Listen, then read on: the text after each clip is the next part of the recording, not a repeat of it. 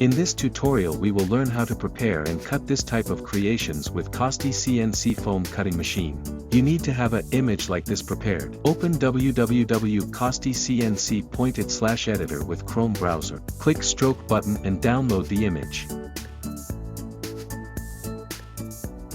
Move cursor for adjust stroke dimension of image.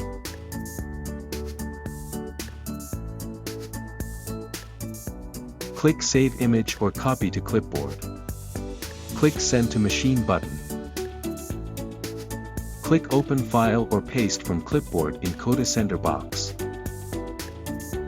Image will be converted instantly in G-code.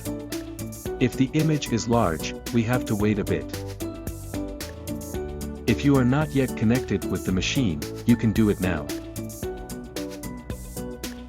This is all. Don't forget to leave a like and a comment. Thank you.